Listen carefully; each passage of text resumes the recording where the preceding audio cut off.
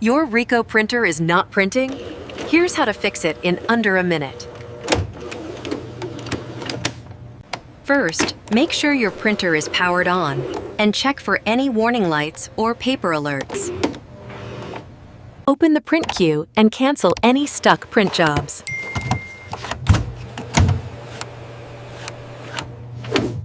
Next, set your Ricoh printer as the default printer.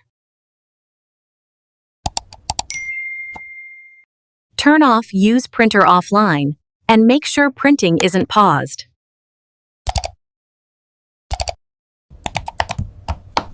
Restart the Print Spooler service to refresh printing. If it still doesn't print, reinstall the latest Ricoh driver and reconnect your printer.